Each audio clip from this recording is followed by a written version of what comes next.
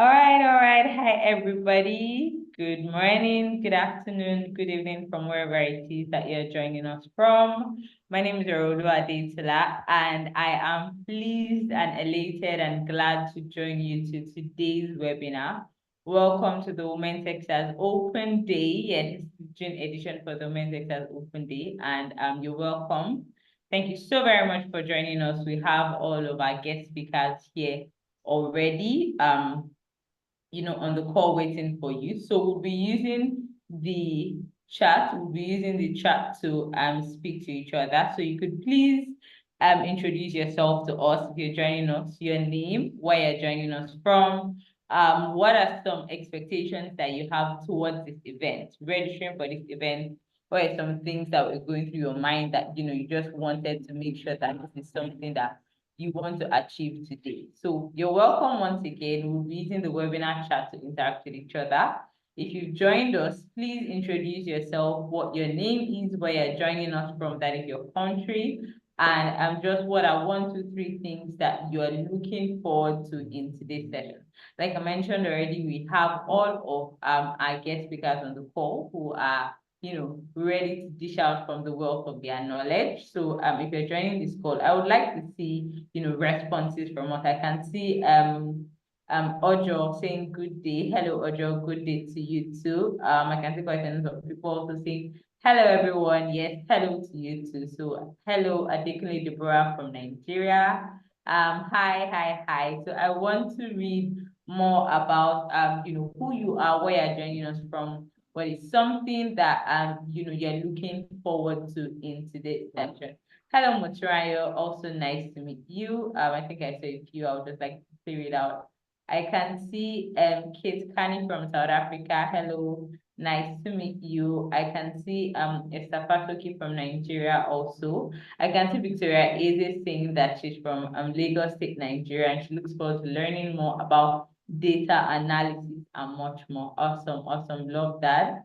Love that. I can see Lara also from Nigeria. She says this is her first time being here. She's a teacher, but she's ready to start something new. Awesome. Transitioning from teaching into technology. That's beautiful. Love to see that. I can see Portia from South Africa saying she wants to learn more about tech and growth. Well, you are definitely in the right place. I can also see Flavor, I hope I pronounced that right, from Zambia. I hope Zambia is doing well for you too today. I can see Tai saying that he's really happy for this opportunity. We are definitely happy you're here. I can see Purity from Kenya. Hi, Purity. How is Kenya today? I can see, so like I said earlier, I would like to read more about what are some of the expectations that you have joining us today. I can see Etinosa. Please pardon me if I mispronounce your name. My sincere apologies for that.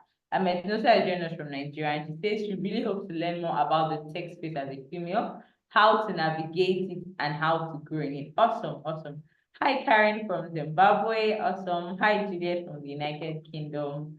I can see Agnes also from Zambia. So I would like to read more again, like I said, as to why you joined today's webinar. What's 1 thing, 2 things, 3 things that you really want to learn? I can see someone from Botswana. I'm really scared to pronounce your name because I feel like I'm a moderate. So just keep your responses coming. I will try to get to them as much as I can. I can see Jennifer from Anambra State saying that she looks forward to unraveling the beauty of product management. Okay, that's interesting. We have one of our speakers here who is also in the product management sector. So you are definitely going to learn a whole lot from that. I can see Phoebe here saying that she looks forward to learning from all the speakers. I think I can see Favor saying that she looks forward to learning about software development and she's excited for what is to come. I think I'll just take a few more. Stella from Kenya saying that she hopes to learn to gain new skills, yes, from this. And just to see, okay, just to see 1, 2, 3 that I can be able to read. Just give me a moment. Okay. Yeah, I think I have someone. So I can see Amira saying that she looks forward to learning more about product design. Awesome, awesome, awesome. So thank you all so very much for joining. I mean, we are glad and elated. If you know someone who is supposed to be here that registered for this program with you, but they are not here, kindly let them know that we have started. Yes, and I'll just give you a quick rundown of some of the things to expect during this session. So like I said, you're welcome to the Women Techsters Open Day. And this is a monthly session where we invite seasoned women in tech to speak about their tech careers and to also speak about navigating a career in tech. So the audience basically comprises of women who like to transition or who are pure novices in tech and they have no idea how to go about it and they come here to learn. So the Women Techsters Open Day is one of the many programs that we have here at Tech for Dev, as well as under the Women Techsters Initiative. So under the Women Techsters Initiative, we have the advocacy component, which comprises of the Tech Girls Drive and the Women Techsters Open Day. So Tech Girls Drive, it's a grassroots advocacy where we visit schools, across Africa in different communities across the 22 countries of which Tech for Dev is currently in, right? And then, we speak to young girls in secondary school about technology, about the careers in STEM and how they can leverage that for themselves. And then, of course, we have the Open Day where it's a monthly program where we invite guest speakers, seasoned women in tech in Africa who have gone ahead to build successful careers for themselves. And to just give back to the audience on the call, to the beneficiaries who will be listening, about how they were able to chart a career in tech, what are some of the things some of the challenges they face, how are they able to face it, how are they able to, surmount some of the hurdles that are probably going to be on the way for quite a number of us, right?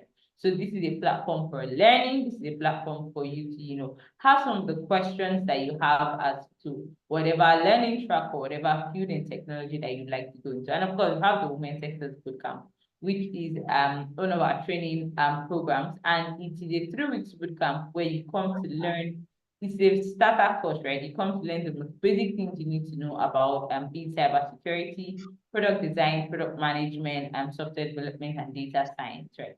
And of course, we have the Women Sector Fellowship, which is a much more intense program.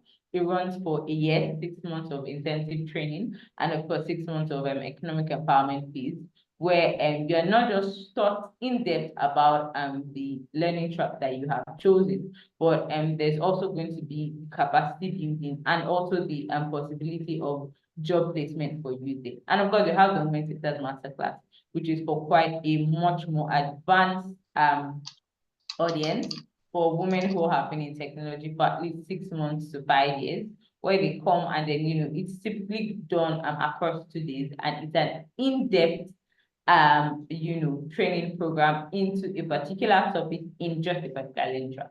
We've had master classes on product design, we've had master classes on blockchain, we've had master classes on cybersecurity, data analysis, and much more. So yes, without further ado, I would like to invite my colleague here on the call in person of Omolade Ladipo. She's going to be taking the welcome address for our executive director who was unavoidably absent. Hi, Omolade. Good afternoon. How are you doing today? Your mic is muted. All right. Can you hear me now? Yes, we can hear you now. All right. Hi, Ore. Good afternoon, good morning, good evening to everyone from wherever we are. Just like Aurelu had mentioned, my name is Omolade Ladipo, and I'll be representing the executive director today. Welcome everyone, and thank you so much for joining the June edition of our virtual Women Techsters Open Day program. I'm so excited and elated to have everyone, wonderful women from across Africa. I could see people saying, "Oh, I'm from Nigeria, I'm from South Africa, I'm from Zambia." Welcome everyone, and we are super excited to have you join us today to learn about how to pursue interest in technology. I would especially like to also welcome you all as prospective Women Techsters beneficiaries or participants who have joined us today to learn about starting a career in tech through our Open Day program. In our usual start, we'll quickly run you through some recent highlights from our Women Techsters program and Tech for Dev in general. In January 2024, Tech for Dev launched the second edition of Africa's largest digital skilling challenge called the Digital for All Challenge. This competition is designed to reward self-development and encourage the acquisition and use of digital skills through competitive incentives. Our target is to reach 2 million Nigerians with an opportunity for them to compete to win a share prize of 150 million naira and other consolation prizes. The learning phase started on February 6th and it is open to secondary school students, youth, and civil servants across Nigeria only. You can follow us on our social media for consistent updates about this particular program. And well, the exciting thing about this program is that the program is still running, so you can still participate in it, whether you're a man, whether you're a woman. It is open to all gender. It's just that it is for people that are in secondary school, primary school, that's K-12, youth, and civil servants. Last month, we also graduated 835 beneficiaries from the Women Techsters Bootcamp Cohort 3.4 after completing their training phase, demo day presentations, and project work. This amazing opportunity was further extended to other women in the form of the call for application for the Women Textiles Bootcamp Cohort 3.5, and we received 4,262 applications from women across 22 African countries. After a rigorous screening process, we are pleased to announce that 2,343 women have been accepted into the program, and they will go on to receive training in cybersecurity, data analysis, product design, product management, and software development. Since the inception of the Women Textiles Fellowship, we have recorded numerous success stories of women, mothers, daughters, wives, students, and workers who have defied the odds and paved the way for themselves in the ever evolving technology space. As such, last year, we opened the call up for applications for the 2024 Women Textiles Fellowship, and we successfully admitted 2,014 women into the program. In the last 6 months, these beneficiaries, these fellows as we usually call them, have preserved juggled life and the intensive Women Textiles Fellowship training phase, community projects, and capstone projects.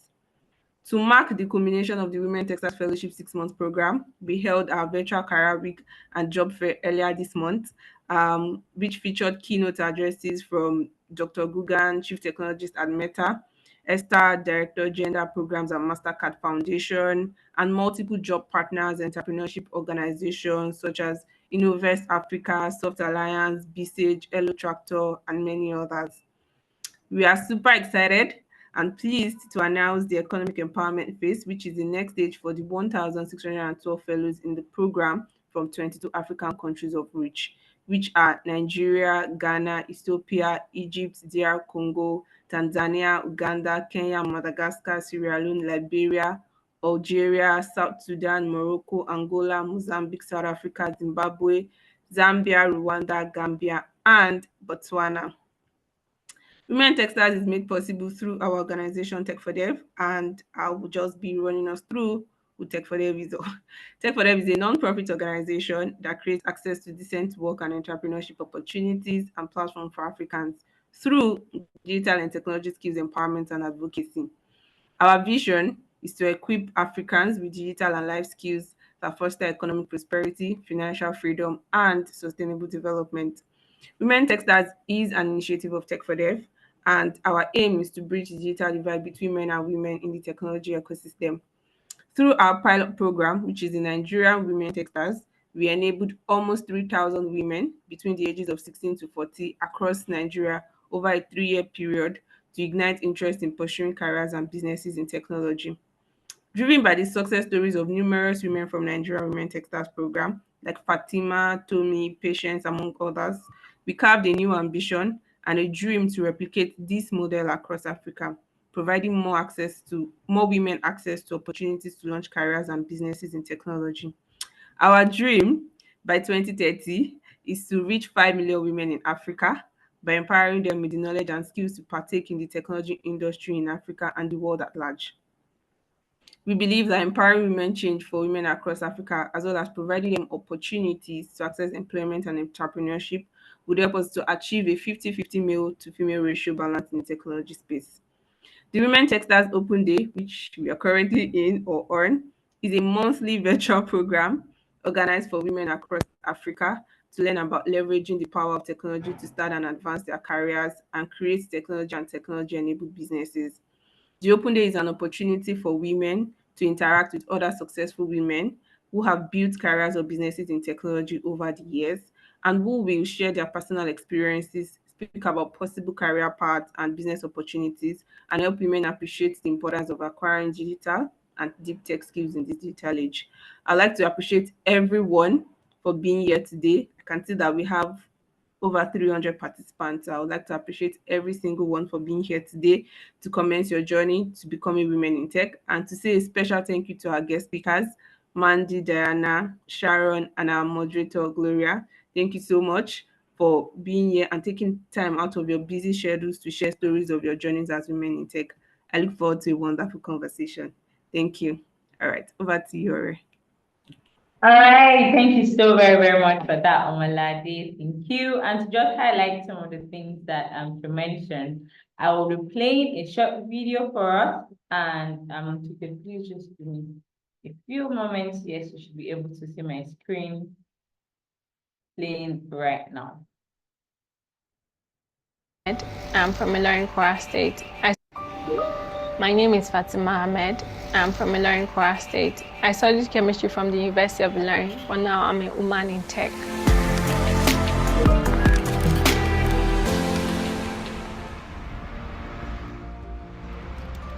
Getting a job in Nigeria is very difficult.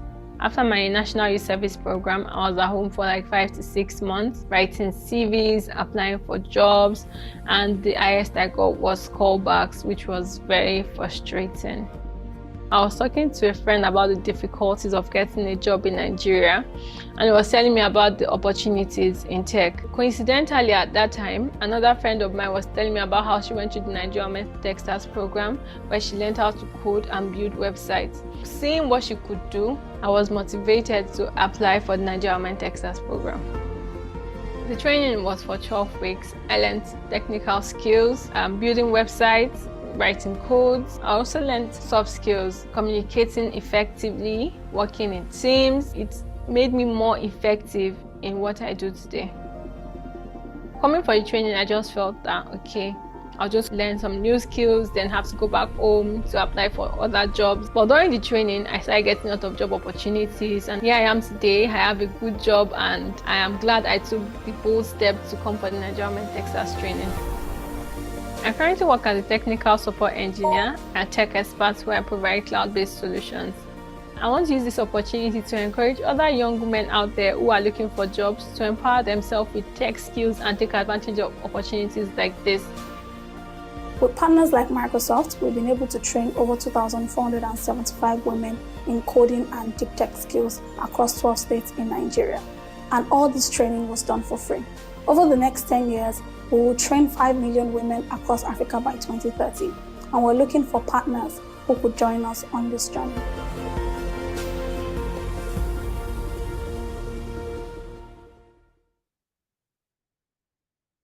All right, I hope we're able to see that, just to confirm, we're able to see that video and watch it. So I would just like to hear comments from all of our beneficiaries on the call.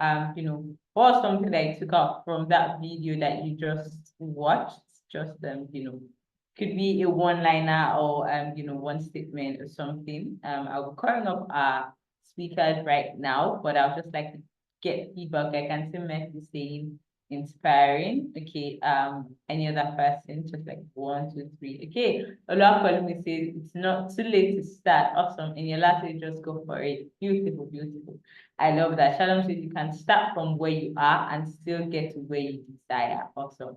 I love that. Beautiful. So now to the meat of the session. Yes, I will be reading out the bios of all of our speakers on the call, and then you will get to meet them.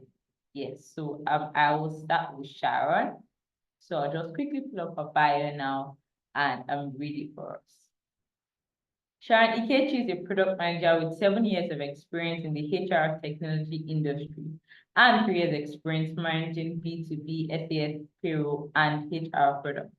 She manages the development of products at Simply, the easiest to use payroll and HR platform for businesses in North America.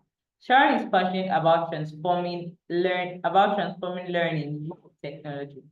She runs Vast Creation Technologies, a social impact organization that makes quality STEM education accessible to children in underserved communities. She also volunteers as a product management mentor on ADP List, a platform for learning from the world's best mentors for free. Hello, Sharon. Good afternoon. How are you doing today?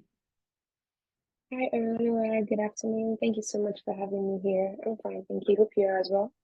Yes, I am. Thank you so very much for being here as well. I'll quickly move to our next speaker, Diana.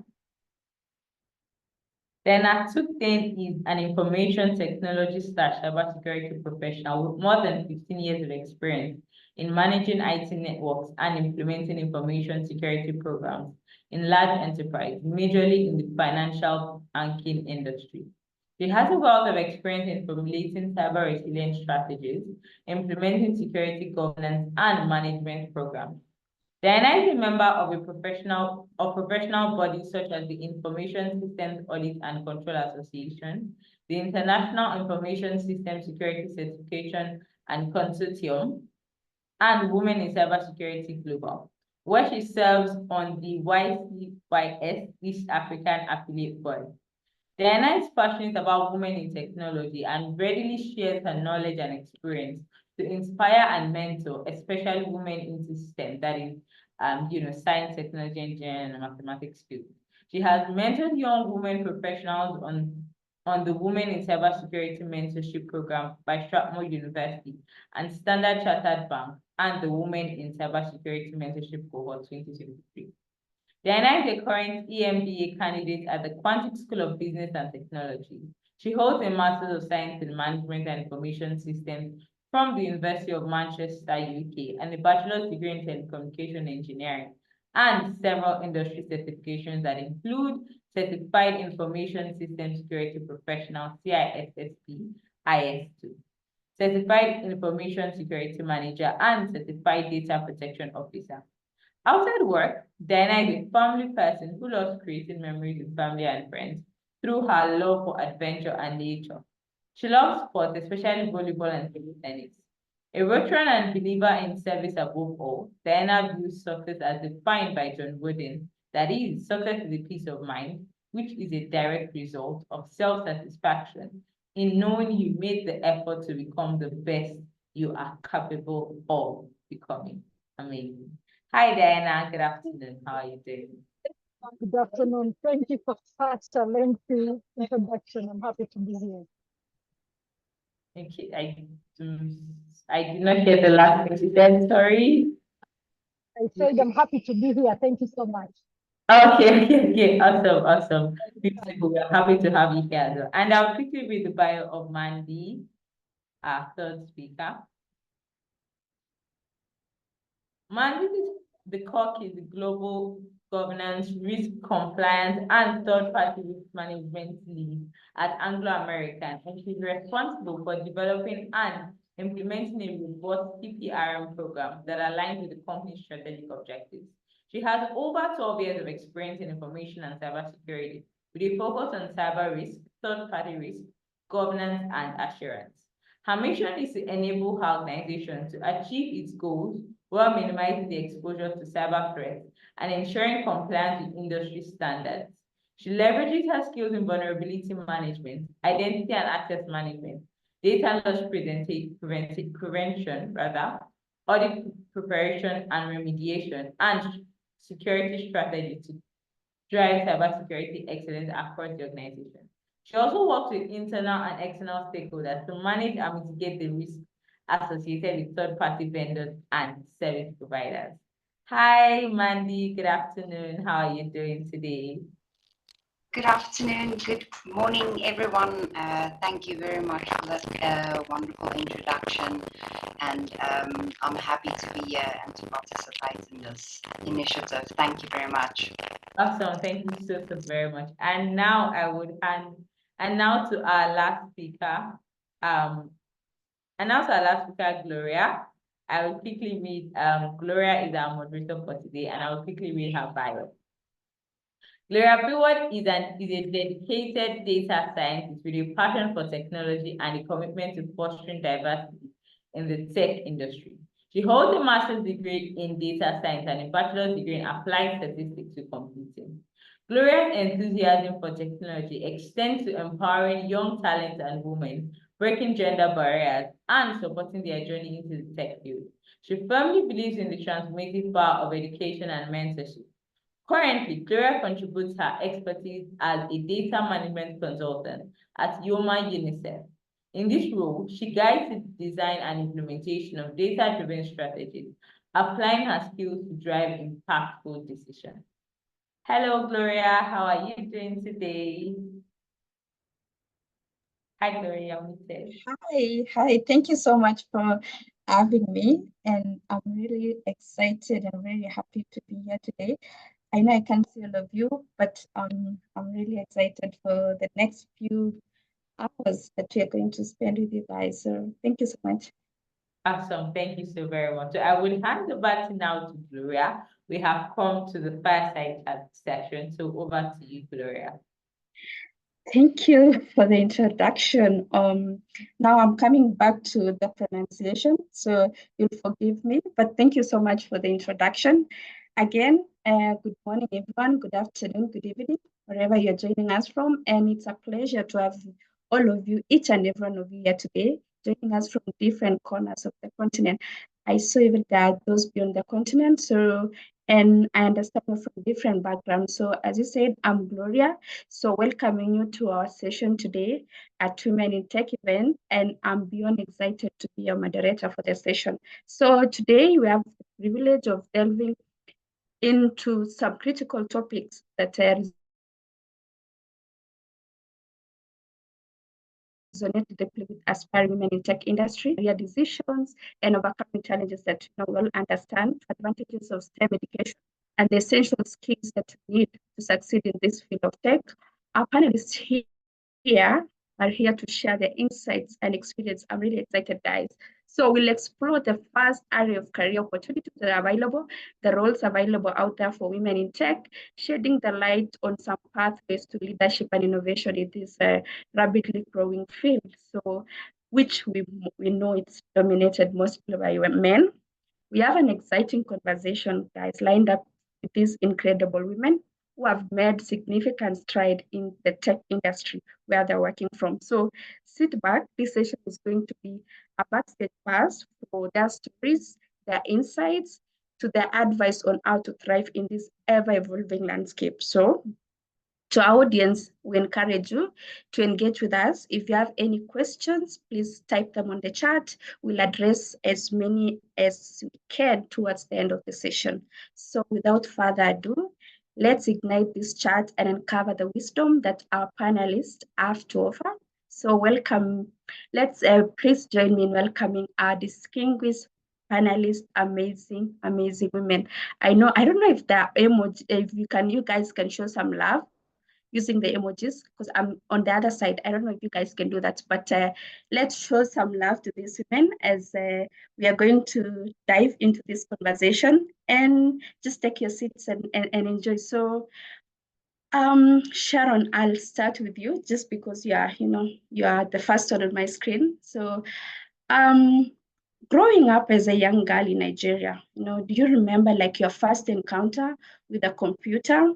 And what inspired you actually to go into study STEM course in your studies? If you started it in high school or undergraduate? And I'm just wondering, did you have like female model, a role model that played a role in your career choice? Yes, thank you, Gloria, for those questions. I remember growing up, the first time I saw a computer, I was maybe 5 or 6 years old. So my mom, bought a computer, and she installed Microsoft Encarta software on it. So all my siblings would take turns, watching videos, playing games. I learned about the 9 planets for the first time on Microsoft Encarta. I knew how to describe them because they had like really cool visuals. And I really like that, I could learn while playing and having fun, right? And I find that really fascinating. that with a computer, you can give it commands, tell it what to do, and it does exactly that. I also like the experience that I had with playing games, watching videos, and that sparked an interest in me to want to create using technology, right? And I believe that's what inspired me to go into science class in secondary school, and then also when I got to the entered university, I studied a STEM course, so I have a BSc in computer technology and a master's in computer science. And that experience as well also played a huge role in early mentorship for me. So my first role model was my mom, and she inspired me from a very young age to choose a career in tech. So she bought her first computer in the early 2000s, and I remember it had Windows 98 operating system. So she used to use her computer at that time to create storybooks for and my siblings. She also made books for her school because she was a proprietress. And I remember waking up in the night and I was seeing my mom on her computer just typing away, printing out papers, and just sitting there for hours working. That really inspired me. So and that showed me that with a computer, you can basically create the world you want to live in. And that's what I've always wanted to do from secondary school to university, and even when I started working, and I still want to continue doing more of that to create the world I want to live in using technology. Thank you so much, Sharon, for sharing your story. It's truly inspiring. Great to hear that your mom was like your first mentor. So it's truly inspiring.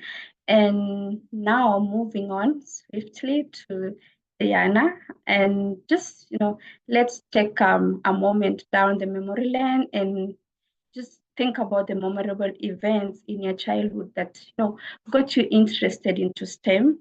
And we all understand that engineering, maybe it's still there, that's popularly termed as a degree for males.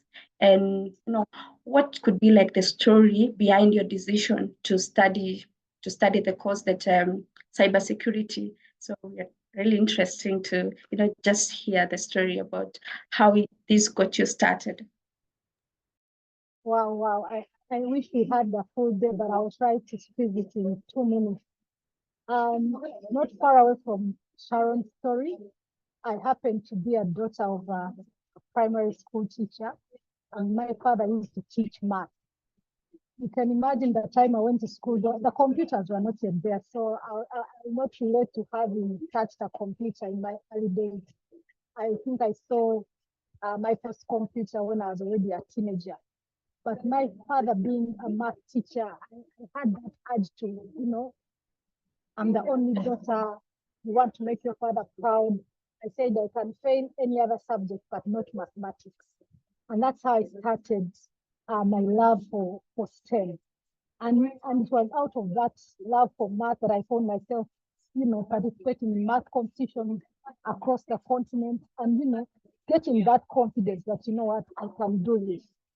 And at early stages, there is not yet, lifting of machines and the need for the manual or labor that we think comes with being in tech and having to deal with machines. So that really interested me. And when I joined secondary, I biased myself towards the subjects that were that easy coming: chemistry, biology, physics, because we had math in it. The other influential person, he's a political figure in Uganda. Right now, she works for one of the international organizations. She's called Winnie Byanyima. At that time, she was a member of parliament, and she had a title engineer on her title. So I kept on saying, what? I also need, when I grow up, I want to be called Engineer Diana. And that also motivated me to start looking for, STEM or actual engineering courses. And as I got into A level, I like things that are new, that are changing, that are unique. At that time, that's when we are having mobile phones coming to Africa. We had telecom companies setting up. And I challenged my dad. I told him, no, I'm not going to do the normal engineering courses, because he was talking about civil engineering, mechanical engineering, electrical engineering. So Daddy, I want to be unique. Me, I want to go for telecommunication engineering because I know there will be opportunities in telecommunication because companies are coming up. That's how I end up doing telecommunications engineering. But you can imagine, right out of university, I actually had two opportunities in the same period. One, to join a telecom company, that time still called UTL in Uganda, or to join a bank as a network administrator. And I think I was too mature for my age. I looked at the overall employee value proposition and I said, you know what? I think banking will give me a bigger playground. I'll still do some bit of engineering, but I'll be able to do other systems in banking. So I didn't want to put myself in a corner of you did engineering, you work for a telecom, and that's it. And I chose to join banking, and it's through banking that I was exposed to the opportunities that were in networking administration, like looking after firewalls, and that, fired up my interest in cybersecurity, and that's how I find myself in cybersecurity. So I didn't start out in cyber, but I had an open mind to say, you know what, that the degree gives me a baseline, and I'll go out in the field, and whatever comes my way, I am ready and open to receive. And that's how I find myself in cybersecurity. Thank you, Gloria. Back to you. I think I'll share more later. Yes, thank you. Thank you so much, Diana, for sharing your story. It's really motivating. And I really liked, the closing remark that, you need to be open-minded. You started with wanting to be called an engineer. And, some of us have the motivating factor could be like you want to be called a doctor, to be called something. So I like the open-mindedness of it. And now I don't want to talk much. And so coming to you, Mandy, a different question, because from your introduction, we had you have a lot of experience in doing so many things. So maybe just take a couple of minutes and tell us about what you actually do, just to bring connect the dots together. So was there anything in particular that inspired your decision to pursue the career that you pursued in information technology? And is it, related to what you're doing now? Thank you very much for that question, Gloria. Just listening to the other responses, you reminisce from that first time that you had, you were working on a PC and what that brought about.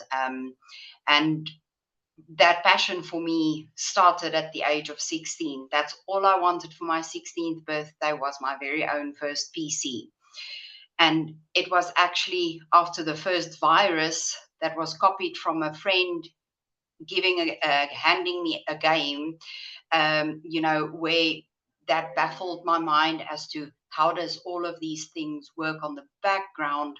How did this get onto my newly built PC, and everything was lost.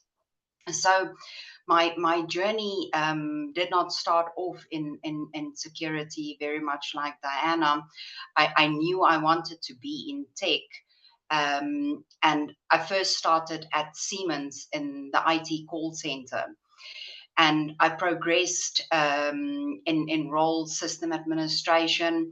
And in 2010, the Stuxnet malware hit an Iranian plant where there were Siemens PLCs installed, and Siemens took that extremely serious at the time, and the only thing that was communicated to staff was to be vigilant, cybersecurity, the value and the importance of that. And that is where the interest in cybersecurity started. I knew I wanted to be part of catching the bad guys, if we call it that. And it now, looking back 17 years later, I'm responsible for third-party risk management. And what that entails is a lot of company breaches that we experience nowadays is as a result of poorly defined controls by the third parties. We rely heavily on our third parties, whether we buy a product from Microsoft. Anything that we consume into our environment carries a level of risk. And we, me and my team, what we do with that is to evaluate the supplier, take them through a range of due diligence to look at what their posture is, to understand what risk are we taking into the organization, and implement those various mitigating controls. So from a third party risk management perspective and global IMGRC for Anglo, we touch on a wide variety of things pertaining to governance, risk and compliance, but the primary focus on third party risk management. And it is really one of the industries that is finally getting some focus, but again, only after something happened. And I don't know who would remember what happened with the SolarWinds issue that occurred a couple of years back. So it's an industry where we have seen a lot of opportunities open for this to be explored. And again, sometimes it is, especially in security, you make good use of any incident or issue that's burning out there in the industry, and you utilize it to the best of your ability. Thank you, Gloria. Thank you so much, Mandy. You've just summarized like what you do in a very simple way. Now I feel like it's a very interesting field to venture into. Just thinking about, everything now is prone to cybersecurity, and maybe talking from the data side, we have all this data out there about ourselves. So how do we protect ourselves from, all this what's happening on the cyber side? And I had a couple of people at the beginning, that are like interested in all the cybersecurity. So I hope you picked one or two from that. And just so moving to just building up on the conversation from the young men and enthusiastic of tech that joined the meeting, and they were really interested in product management. So Sharon, maybe you can just take us through, we know tech is, this fast field, everything is moving really fast. So what was the inspiration? You moved from, computer science, and you decided choosing a career in product management. Were there misconceptions about product management, and you found untrue? And what would you say is the best part of, your job? Because many people are really, maybe eager to just hear that. Yeah. Yes, you're right. Tech is a very vast field, and I think the inspiration behind choosing a career in product management started still, at that young age where I had this dream of creating using technology. But after I completed my master's program, I got my first job as a systems analyst, right? And then it was a startup, like very early stage startup. And you know what that means? It means that you get to do everything, even going beyond your job description. So we were organizing trainings for coding trainings for students, as well as project management trainings for professionals. So I had to learn how to build the curriculum for the coding programs, also learn how to design programs for the project management trainings. And that's where I got to explore my hobby in curriculum development. It was still a very new role at that time in Nigeria. Being able to build a curriculum for the students and explore that part of me, that passion that I had with, creating fun learning experiences was really cool. And that led me to my next job at Andela as a curriculum developer. Now I got to work in the software engineering field and also create curriculum for software engineers to, acquire soft skills, technical skills, it was the best of both worlds for me, right? I was in my space, my field, my industry, and then I got to work on my hobby as a full-time job. It was really cool. But then there was still something missing, right? And it was still that need to be part of the creation process and work directly with technology, right? And then I also wanted to make my hobby remain a hobby, right? And not let it get too involved with my 9 to 5, right? So I started thinking of how I can align this dream with my career, and how can I be in that tech creation space. There were 3 roles I was looking at that time and considering. There was cybersecurity analyst, product manager, and scrum master. And because I was surrounded with lots of tech professionals and I had people that I could talk to about these roles, so I talked to people who were working in these roles that had experience, ask them what their day-to-day was like, try to understand the role, did a lot of research on the role, and also got to know more about myself to see, which of these roles align with what I want to do. And then I realized that my strengths align more with product management.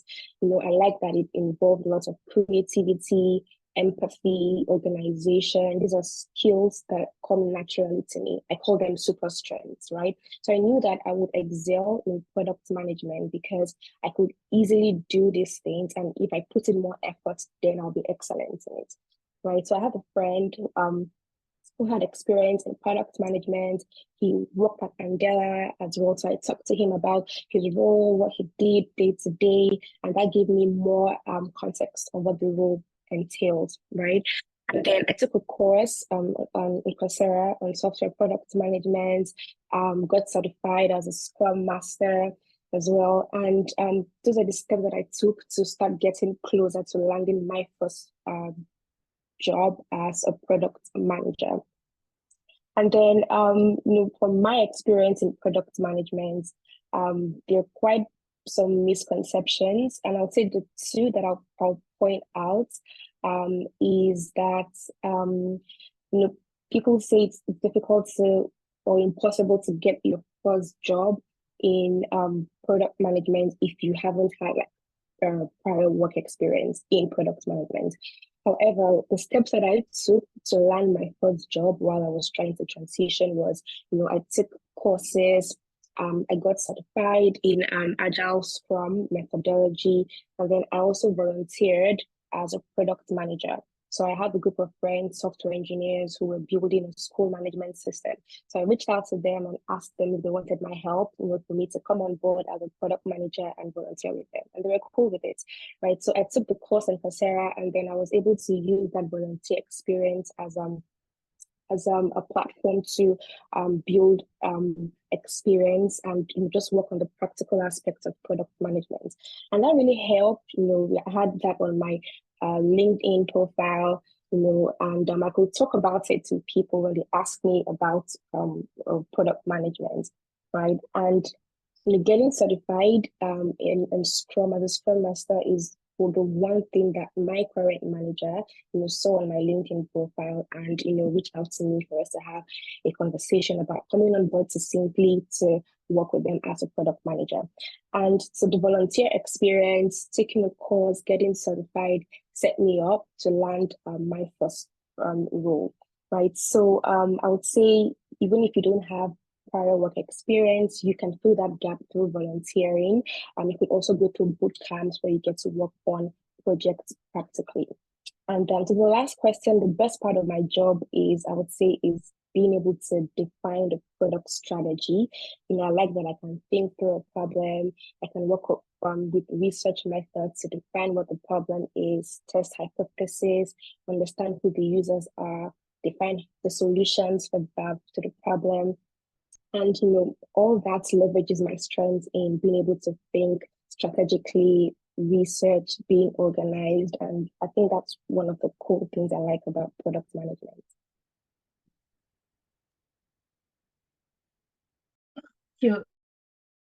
Thank you for the all overview. I could listen to you and maybe start a career tomorrow in product management. But just my takeaways from you. So, I think I picked don't fear to start small. You didn't, of course, you started building up your career slowly. And of course, talking about mentors, find experts in your area that you're interested in, certifications, and of course, volunteering, very important things, that you need someone, of course, to hold your hand. And of course, you have something, that you can show for it. So thank you so much. I hope you got in something from that. And then, of course, this, as you said, tech is challenging as it is for maybe everyone, and could be like 2 times challenging. It is 2 times challenging for women for so many reasons. So um to you, Diana, so how did you deal with challenges and roadblocks in your tech journey? And we think about tech as having the soft skills, being able to write codes and build programs and all do this, but of course there's the aspect of soft skills that we also need. So how would you say, what were the soft skills that contributed to your success as a leader in cybersecurity up to this point, and where you are at your career now? Thank you, Gloria. Just confirm that I'm audible enough. I saw some complaints about my low volume. Yeah, I think, a minute. I don't actually, you're sounding very faint. I don't know, maybe it's the mic or something. Okay, can you hear me now? I think it's the mic. We can hear you. It's just a bit low, but we can't hear you, right? So it's probably just the earpods or the mic that you're using, but we can hear you. Okay, cool. I'll try to spin my lungs out and you can see the That's best good, I think. Yeah, so looking, before I even look at the challenges, I think what has really enabled me to thrive in my own childhood, and having that support system around me. Like I said, I was the only girl in a family of boys, and my parents never treated me any different. They always affirmed that I had the muscle to do anything. So I walked into my, tech or engineering classes with that confidence. I remember at university were around only 5 out of over 40 students that were female. It can get overwhelming, but if you have been grounded and brought up in that confidence, you can't be shaken. I also remember knowing that I had been admitted to the course as the top student. So that also boosted my confidence, and I went in knowing that I am smart enough to compete with the men, and hence that gave me some firm ground to start with. When it came to the work environment, and then you find yourself you're the only lady in a team of tech men. There was that thing always in the back of the mind to say that as a woman, you have to work twice as hard to be able to find your footing. And that didn't deter me. I remember they termed me a tomboy, and it could be a negative connotation, but to me, I took as a positive to say they were saying, no, she can hang with us, she can handle this. She's a tomboy and she can do this FY. And that helped me, blend in and be able to get their support without looking timid and fearing that the environment I was in was male dominated. But I also made sure that I carried my weight. Sometimes we find in ourselves in these environments, and when the men overshadow us, we just lay back and say, the men are going to do it. Let me, be on for the ride. But I looked for my, seat at the table, and I would come in and make sure that I'm contributing. It didn't take away that sometimes I'd make a suggestion and they will not action on it. And then a male will say the same thing and it's taken an action.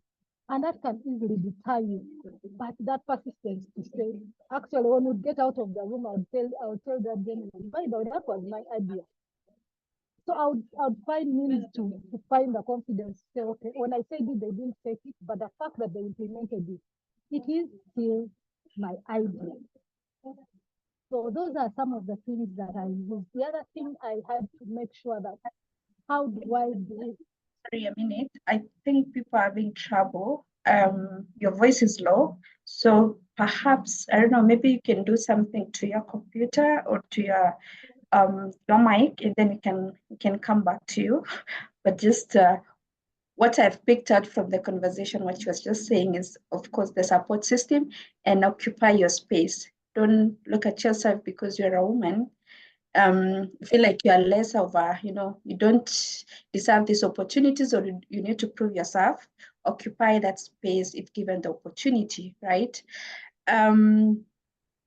Maybe yes, or maybe she's saying if maybe the headphones are a problem, but maybe something really interesting that you guys, these ladies have mentioned, having the computer at 6 years, 14 years or something. But mine is quite interesting. The first time I got to actually sort of just type something on a computer, I think I was in high school, somewhere in Form 2, that should be like 15 years, yeah, right? But I didn't end up actually, I didn't end up pursuing a course, like a subject in computer. I later in life, when I joined university, that's when I had like my first laptop. So don't look at obstacles, but see what you can do out there. If it's something that you're really passionate about, you can actually move towards achieving what you want to do. So Mandy, I'm like just listening to your bio. I'm really inspired and motivated. If you have a career growth that shows a lot of hard work, determination. You've started from somewhere 17 years later, you were here. You've worked with different companies, big companies that, in the case of MTN, Siemens, and Anglo American, and others. So we know that there are rejections, there are setbacks in careers. It's not like a very straight path. They're always like setbacks. And so how did you deal with these rejections, or how do you deal with advising like a young person that looking at pursuing a career in tech at this point? Thank you very much for that question, Gloria. Yes, it has not just been a smooth sailing road. In 2008 and 2011, I lost both my parents, who was one of my biggest support structures in me pursuing and studying towards IT. And that was one of the biggest setbacks that I had. And at that point, I was at Siemens. I just moved into the cybersecurity team as a junior, and ready to take on the world and grow in this massive organization. And I realized at that point, losing both my parents so close to each other, that I had to take a sabbatical at that stage, just to just to deal with what has happened over a very short period of time. And to my surprise, after trying to get back into corporate, after a year, I realized during that time, that is what drives me, and it really is my passion, and that would ultimately form part of my healing journey. It was trying to get back into the corporate field. It was like there was this transition where it looks like for a year you did not grow with the tech industry. So much has happened over that period. And, it was that rejection email after no feedback from recruiters, just for a full on year, that I really, really struggled to get back into corporate. And I was actually one day sitting, and I remembered one of the managers that worked with me at Siemens in the call center where I started off my journey off. And I reached out to her and I asked, does she have anything available? And at that stage, she was the service desk manager at Rand Merchant Bank. And she said, actually one of my team members has gone on maternity leave, so there's an opportunity for you to come to and work in the call center again during the 6 months that this colleague took maternity leave. So although I've already worked up some experience, I had to come to that point to humble myself and start afresh, and get that one opportunity. And with that, going back to where I started was just one of those key things that really helped me was your networks that you build, to leverage on that. The value of just that one phone call to somebody that I worked with a few years back, where my integrity and my work ethic is something that she remembered to give me that opportunity. And with that foot in the door is where I worked myself into the next position, moving back, making my way slowly back into the security teams where I was responsible for identity and access governance. So that is how I managed to get back into that. But I first needed to go back to the drawing board, back to being in the service desk, and it it was a learning curve. It was a stepping stone, but to this day, I truly value and always reflect back on being able to reach out for help, reach out to your network of people, and to start over. It is part of a lot of our journeys, and if one thinks of losing courage or stopping, you just don't know where that next breakthrough is going to be. And that has been that one foot in the door that led me to or connect and work with an amazing CISO that I met at Brand Merchant Bank, who ultimately became a mentor in my journey of progressing into other roles. So for me, one thing taking out of that is absolutely networking. It is one thing that we can rely on more than what somebody is reading off of your CV, your LinkedIn profile, all of your socials. It's something that you cannot take away.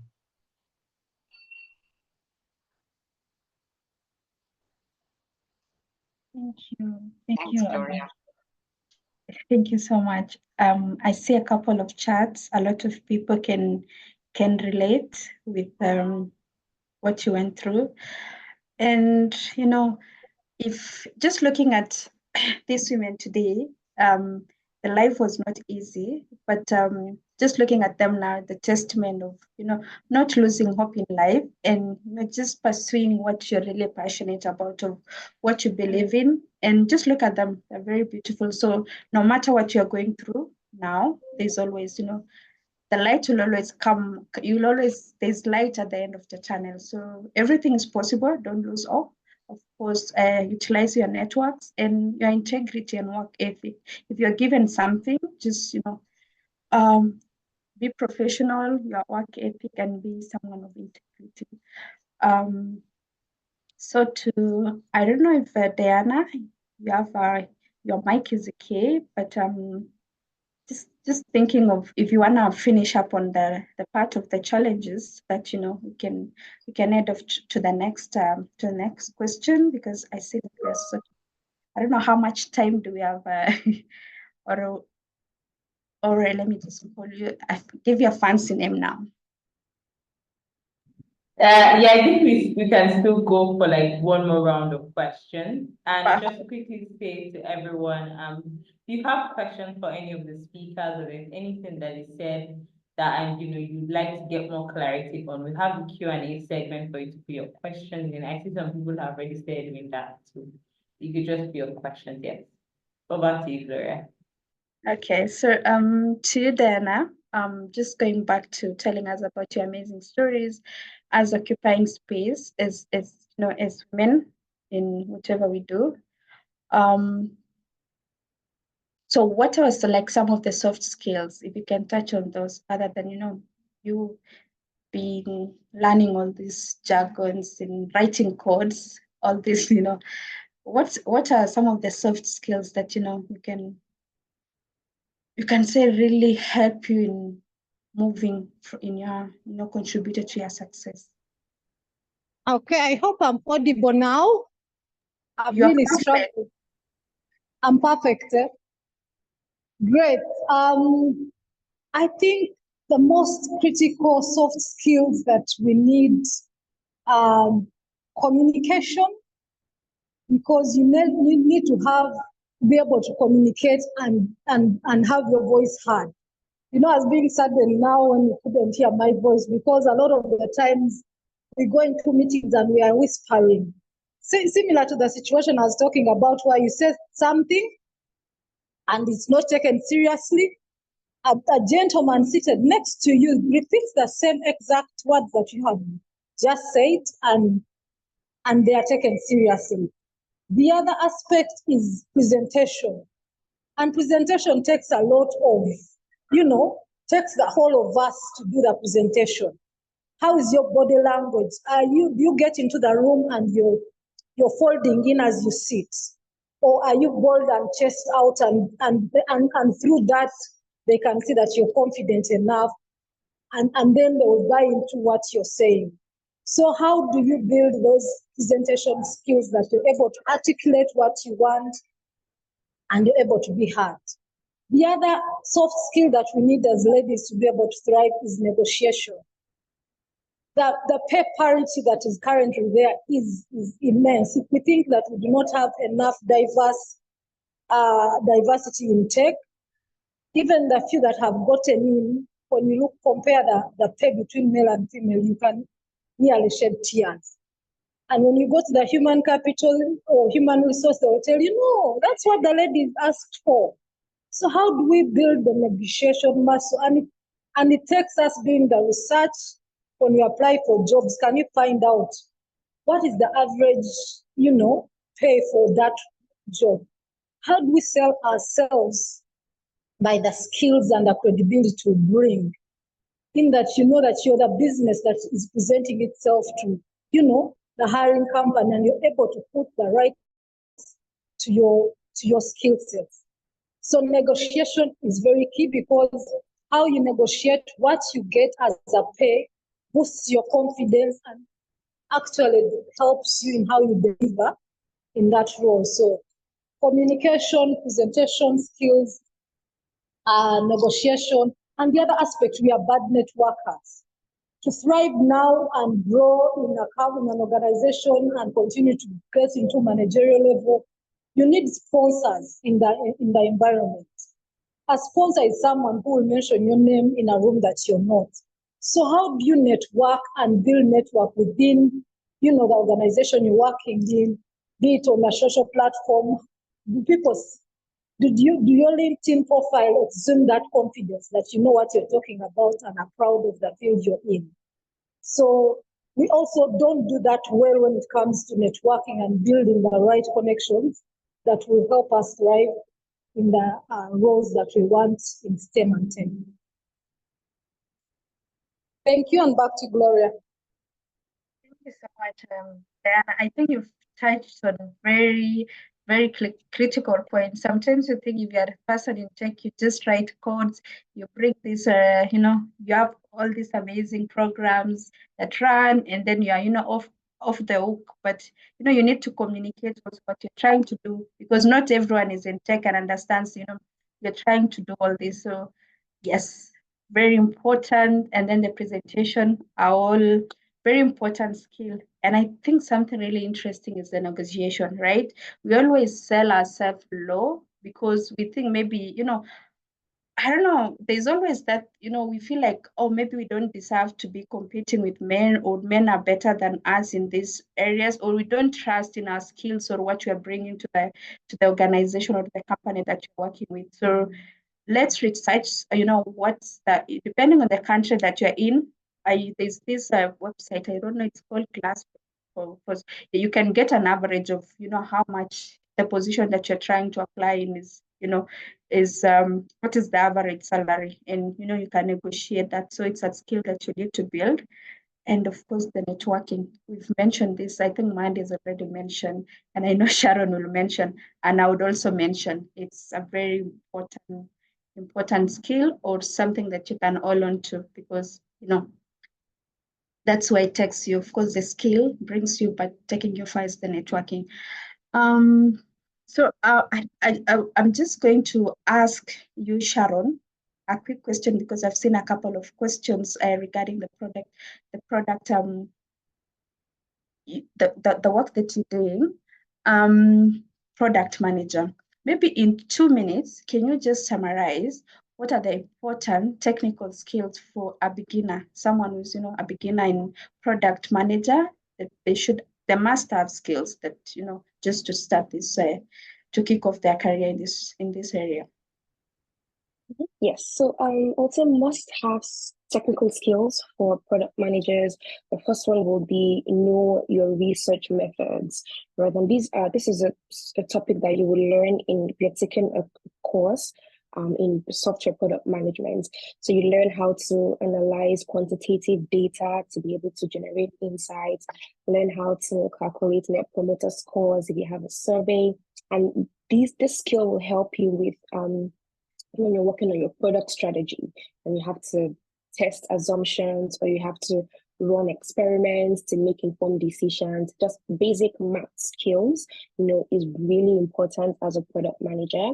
And another skill is wireframing, right? So wireframing is a way of creating low prototypes, low quality or fidelity prototypes for your product. So as a product manager, one of your responsibilities is you have to communicate what's to be done to the engineers, right? And you have to communicate that as clearly as possible so that they're able to build the right product. One of the ways to do that is write user stories. You can also go further by creating sketches that shows the process flow, like a process flow diagram or a data flow diagram that will help them to have that visual description of what is to be done. It's really valuable because you don't have to wait for the product designer to come up with the mock-ups before or the wireframes or the designs before you can communicate your ideas to the team. You can do something really quickly and everyone gets the message and see the vision and understand the feature or the functionality. And the last technical skill that I would say is also really important is agile methodology, right? So being familiar with the agile processes, Scrum being the most widely used agile process. There's a lean approach as well, extreme programming. This skill will help you with, being able to manage your product from the project perspective. That's the resources involved in the management process. So things like estimation, how do you estimate your user stories? How do you prioritize the product backlog? So the team is always working on the right features or the right tasks at that time. How do you write your user stories? What framework do you use to make it as clear as possible? So acquiring that skill is also really important. There's a misconception with coding, so saying that PMs must know how to code before you can take up a role. That's not true, because as a product manager, what you're doing is managing the implementation, execution of the product, and you're working with a team of software engineers. They have their own responsibilities. You don't have to do their work, right? So to be a product manager, you don't need to know how to write code, except it's a technical product manager role. And then that's when it's required that you probably had prior experience as a software engineer, and then they want you to lead the team from that technical perspective. So these are the 3 skills that I would say are really important to have for you to land your first job as a product manager. So your research methods, wireframing, and agile methodology.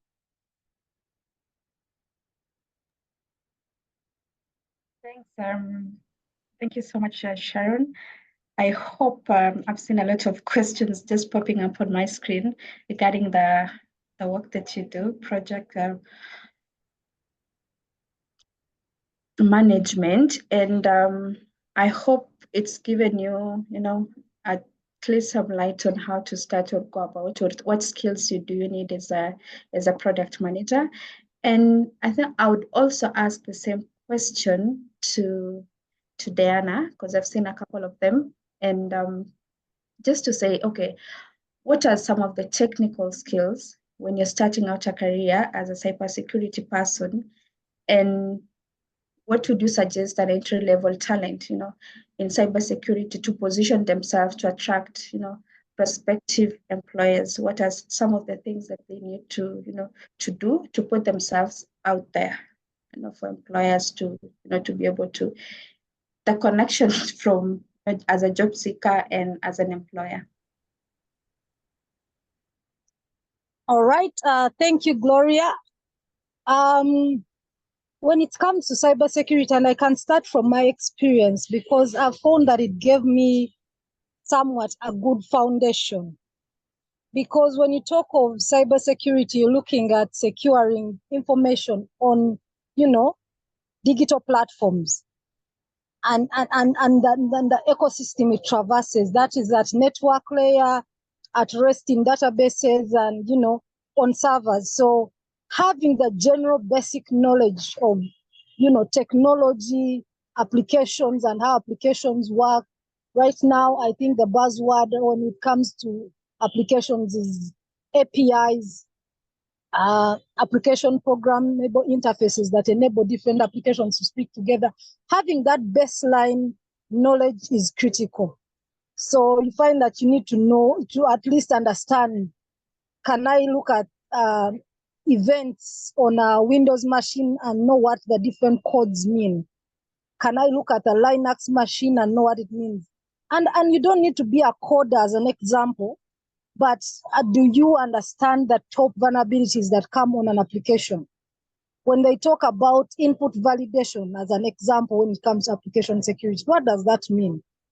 You're just saying as a developer, if you're saying this field needs to just have numbers, I shouldn't be able to put other characters. That's the knowledge you need as a security person, not the code behind the line that allows, the front end user to input that data. So having that understanding of how, say, a vulnerability shows up, and hence being able to tell the developer what to do right without you necessarily being a coder makes more sense for security. And when I say the basic technology knowledge, that's why it is interesting that wherever you are, you can become a cybersecurity person. You can start wherever you are. If you did computer science, if you did software engineering, if you did, coding, start where you are and say, what security do I need to do in this role? That's how I shifted from network into security. Because when I was in network, I decided to focus on firewalls. And that interested me in looking at traffic and analyzing traffic. And that intrigued me into network analysis.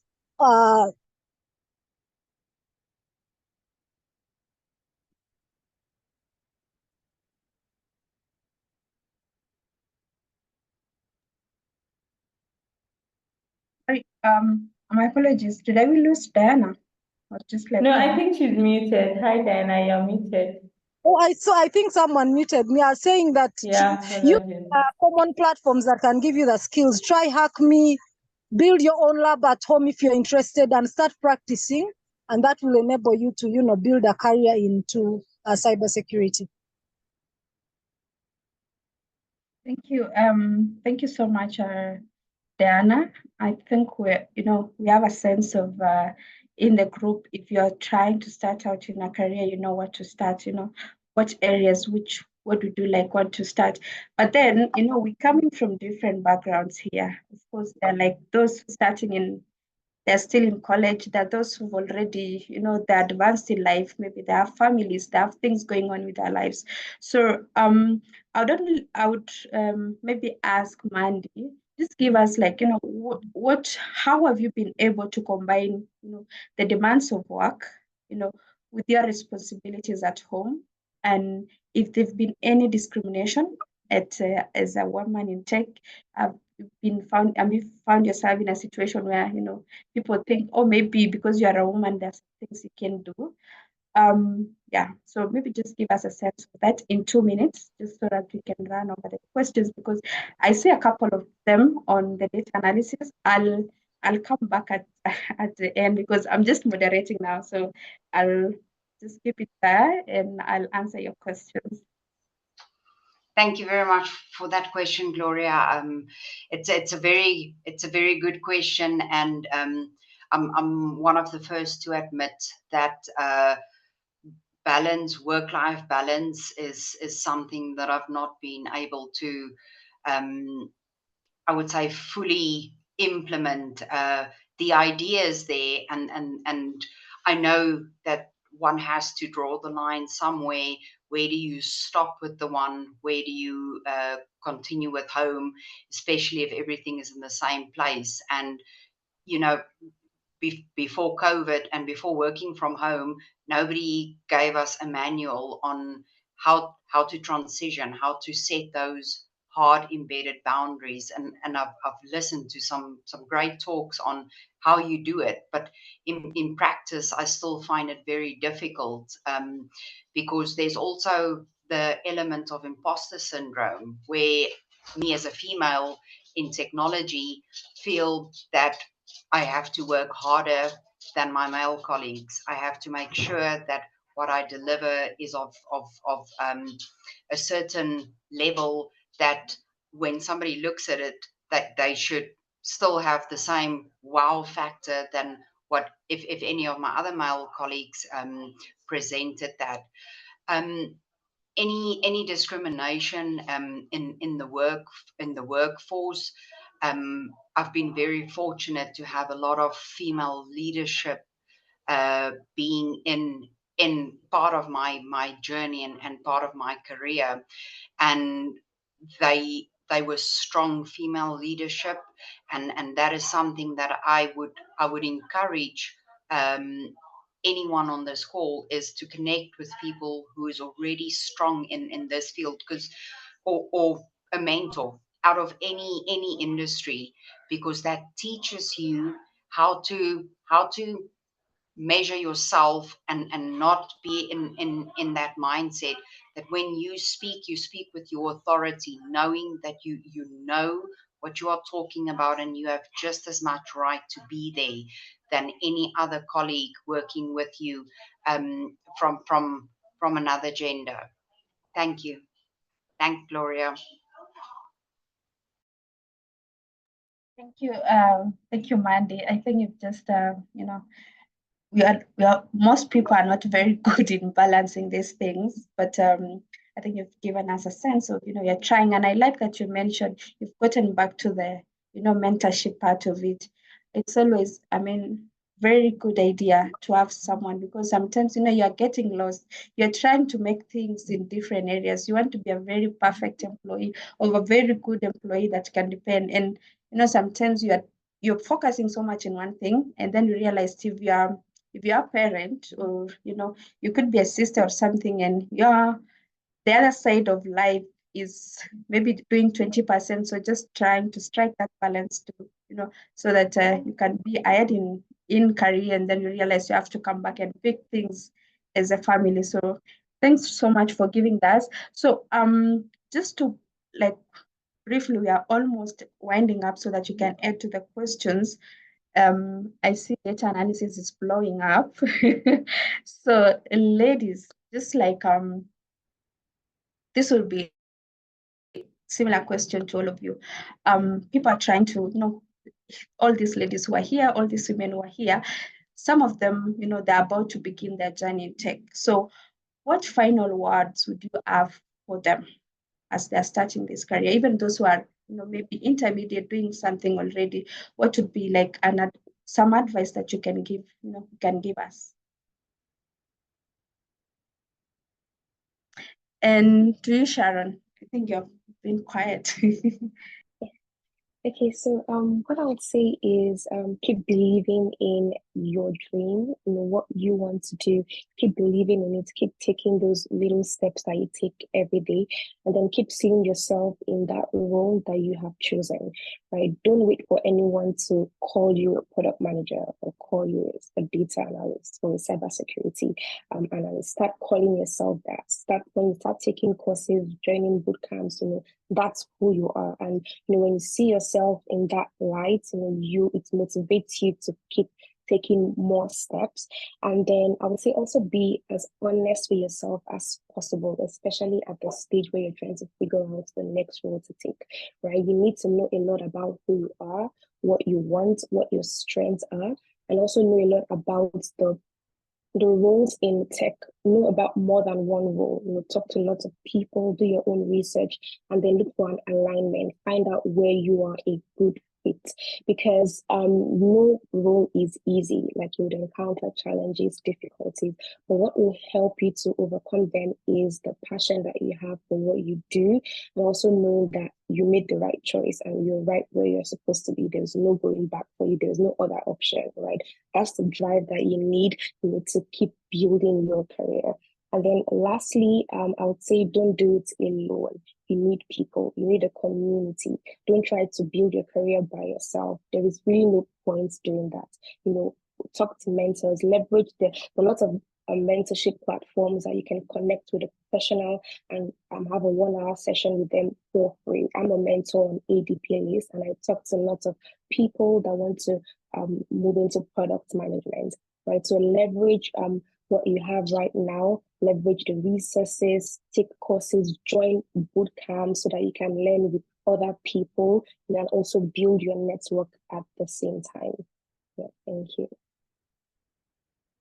Thank you so much, Sharon. And to you, Mandy, and then I'll come to Diana, that you can go. Thank you very much. I know I fully echo Sharon on the passion part, especially in cybersecurity. The field is extremely vast. It's not just pen testing. It's not just red teaming. There is the other element around the foundation of everything you do in security is around governance, the policies that we set out. So if my one of my big recommendations would be is to investigate or look into all of the fields. Somewhere one of the domains within in the vast big domain of cybersecurity, as an example, will pick your interest. That will lead to that moment where you I like doing this. I like the problem solving part of this, or I like writing policies that sets the tone from the top. And that is where you need to identify, because just like Sharon mentioned, you will encounter difficult moments or days where you feel like giving up or not, not giving it the same energy that you used to. And it is passion that carries you through the line. I would half say it's passion that drags you over the line. And then just my last words of encouragement or advice is have a mentality of upliftment. If we don't sow back to others, we are essentially not contributing to the next generation of women that is desperate for the knowledge. If anything that you learn out of what you do. Thank you. Back to you, Gloria. Thank you so much, Mandy. Wise words. To Diana, maybe in a minute. All right. I don't think I could say it any better than Mandy and Sharon. But there's a quote that says, when you stop learning, then you start dying. So if there's anything that I can leave with the team here is that keep learning. And also looking at Michelle Obama's book of Becoming. I started out as a telecom engineer, and here I am in cybersecurity. Do not box yourself into one field, into one unique specialization, especially when you're still young in your 20s. those are your years of exploring. So try out as many things until you get to that aha moment and you are certain this is my niche, and then go for it. With AI and everything coming in, if you can't stop learning, because we don't know even the next roles that will be there in cybersecurity. They are not yet formulated. So keep at it, and don't be discouraged. Look for communities that you belong to and that will encourage you to thrive in whatever field that you want or whatever career path you want to take. Thank you, and back to you, Gloria. Thank you so much, ladies. I think it just summarized what I had in my writing here, and it now it relates across to everyone. We are going back to the same point. Just believe in yourself and don't stop learning. That's what I have here, Paul. Don't stop learning. The world is evolving, especially in tech. Who knew in 2020 that we'd have what's happening now, the revolution of AI? So keep updating yourself with what's happening, and we have all these opportunities that are available. Now we have Coursera, we have all these platforms that offer courses. So just we have where we are now. That what they're trying to do. To equip people. So take these opportunities, especially women. As women, we still have the door is still open for us to take up these opportunities, and most companies now are they have some slots for women. So let's take up those opportunities. Let's package ourselves, so that when you go to interviews, we know what what's your value add to this company, right? So let's do that, and I'll come back with the questions, but thank you so much, ladies. I think this has been inspiring. I think Uri, you didn't do justice. We needed 3 hours, but then again, we can't finish all the conversation in one sitting, right? We've seen there's all our LinkedIn's. I'm sure she's there in the chat, so you can connect and you can carry on the conversations, right? Maybe you need someone to hold your hand as you're starting. We've talked about having mentors, having all these networks. So let's keep the conversation going, because otherwise we'd need 6 hours or even more. So I know maybe it's now time to take the questions, but handing over to you first, or all right, thank you so very much, Gloria. So, ladies on the call, can we say thank you to all of our speakers today? Thank you, Gloria. Thank you, Sharon. Thank you, Mandy. Thank you, Dan. I mean, if you got something from some of the things that they said, I want you to, express your gratitude on the call. It was such an amazing session. I learned a whole lot. My notepad is full right here. I have written quite a whole lot. Thank you so very much, Sharon. Thank you so very much, Mandy. Honestly, I teared up when Mandy was, sharing the story of how she lost her parents and just trying to get back into the corporate world. It was I can't even say I can imagine that, because I believe that was quite a lot. Thank you so very much for sharing that. Thank you, Diana. There was quite a lot that I learned from some of the things you said. Prospective product managers, Sharon said a whole lot that I hope you were writing down and took, because she literally gave a roadmap as to how to start. I mean, she shared her own experience about how what she was doing before, and then how she decided to go into product management, and then the steps she took to get there. So that's a whole lot, right? So now I can see that there are quite a number of questions here, and there are quite a number of them that were being answered while the speakers were speaking. For instance, there is a question here that I'll quickly address to Sharon, and I'll just piggyback on another question here. So it says that hi, I'm currently transitioning into product management from a background in HR operations and communications. I have taken some courses on Pendo and Udemy. I have also applied for a bootcamp and it starts next week. If I'm correct, that should be the Women Techsters Bootcamp. She says she has been getting comments that product management is hard and difficult. Do you have any words of advice for this person? Right. And just to piggyback on that, there's a question here about the difference between product and project management. So this person has taken some courses on project management using Coursera. That's too low, but she wants to transition into products. So she's asking how to go about that. if there's any major difference, can the project management courses that she has taken, can they, work for the product management roles that she wants to apply for? So those are two questions. Sharon, over to you. Yes, so yeah, I would say congratulations to you both on taking these steps towards taking up a role in product management. I think what you've done with taking courses is really, it's great. And then you're also starting a boot camp next week. That's amazing. I would say you should shut out all the noise about product management being hard and difficult. Like I said earlier, no role is easy, right? Just focus on the bootcamp program. Do your best with going through the curriculum, participate in the activities, network with your peers, learn from them, put in your own effort in going beyond what you're taught in the bootcamp. And then you can also start taking little steps to landing your first job, even while you're in the bootcamp, right? So have your resume and then put in the bootcamp program that you're taking, the courses that you've taken, update your LinkedIn profile. And what you also want to do is be able to communicate your thought process as a product manager, because that's what recruiters look out for. They want to know how you think through a problem. So what you could do personally is whatever project or product you get to work on in the bootcamp, have a case study for it, a PDF document, very simple, with walking anyone through the problem, the solution, what you did. That can be an asset that goes on your resume, on your LinkedIn, to show that you understand the processes in product management.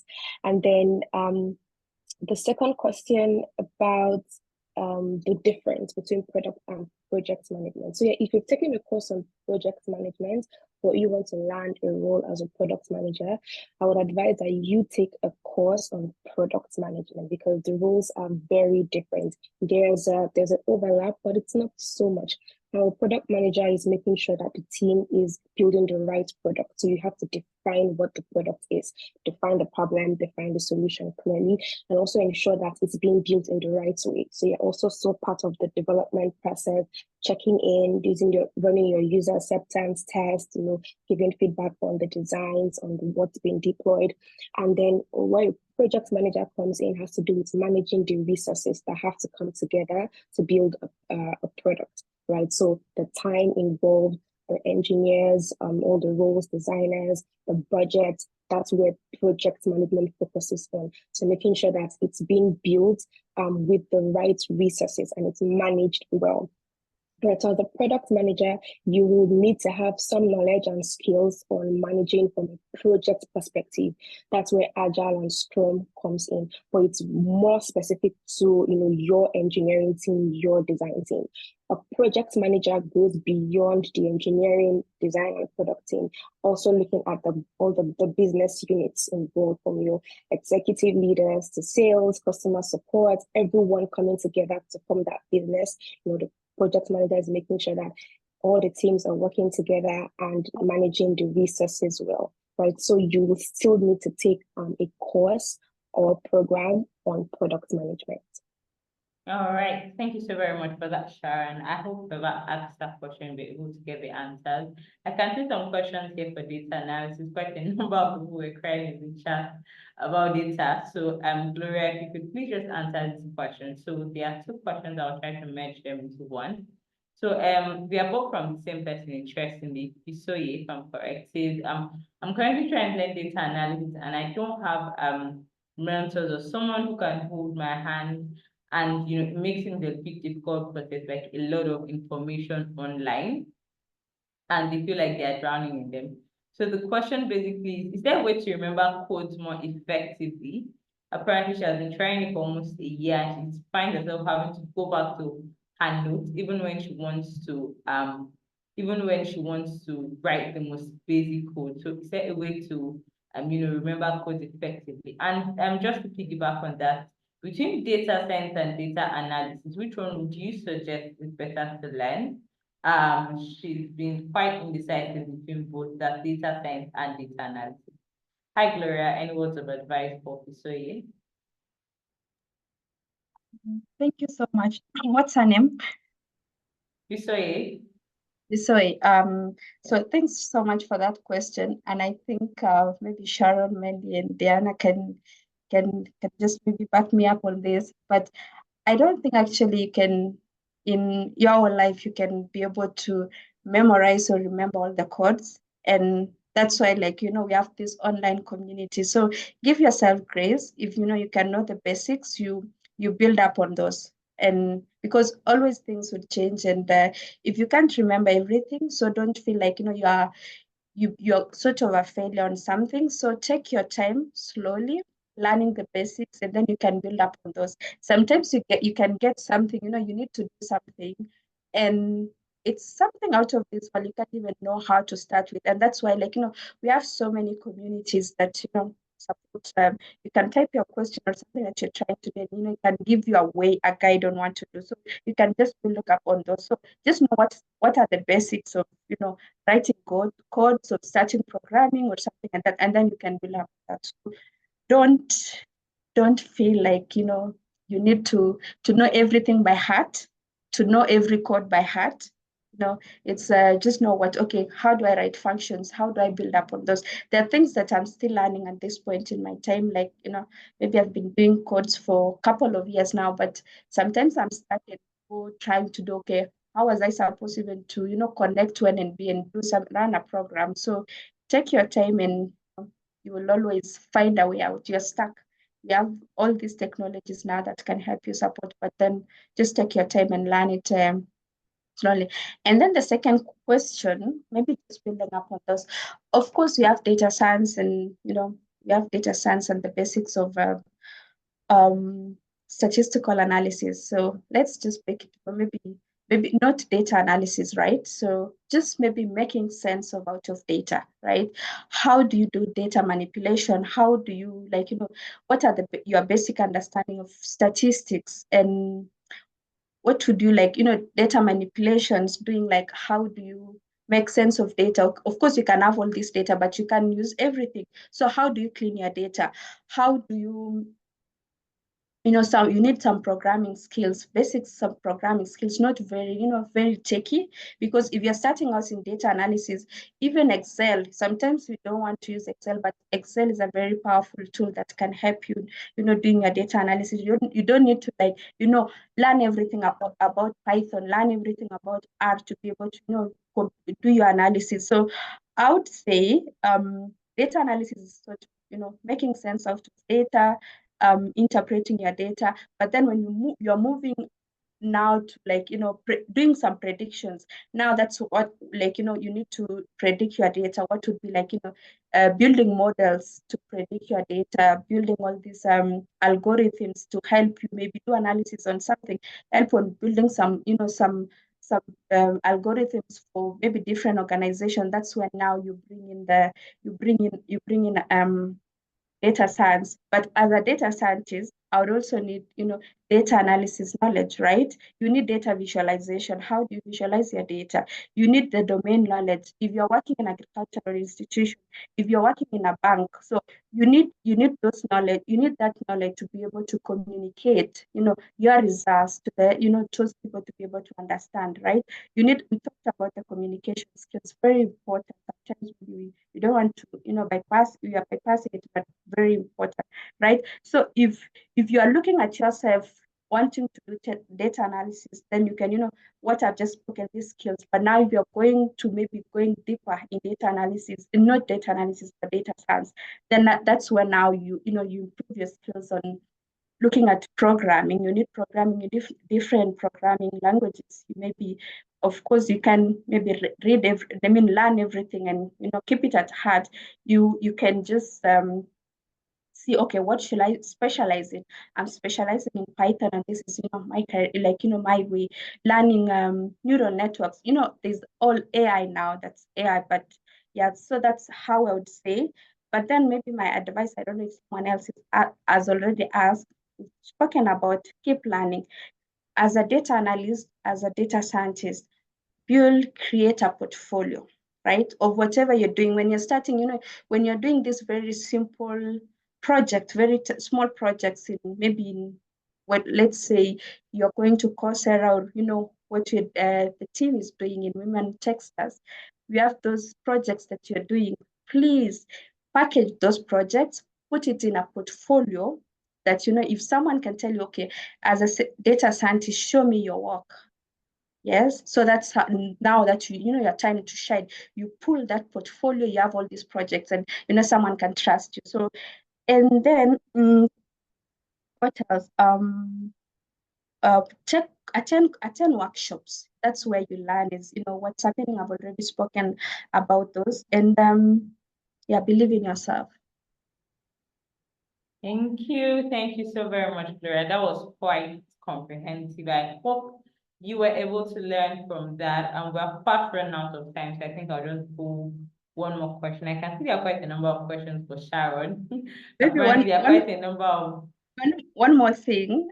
She was asking about a mentor, and sorry, I forgot about that. I'm here. You've shared my LinkedIn. Let's connect and see how we, as women, we are here to support each other. So just let's connect and see how we can, move from one step to the next. Awesome. Thank you so very much for that, Gloria. So I shared the links to all the LinkedIn profiles of all of our speakers today. Please make sure you connect with them. So Mandy, there are two questions here I'll quickly like to put into one for you. So the first question here is, what do you see as a hindrance to taking on the IT world, especially in our present time and age as a woman?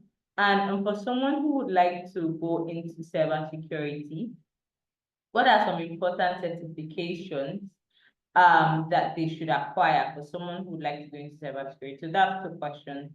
Certifications for someone who would like to go into cybersecurity, and possible hindrances that you feel like the woman going into IT might want to prepare her mind for. Thank you very much for the question. So for me, from a certification perspective, there is a lot of free available resources online. Cybersecurity has got a lot of basic principles.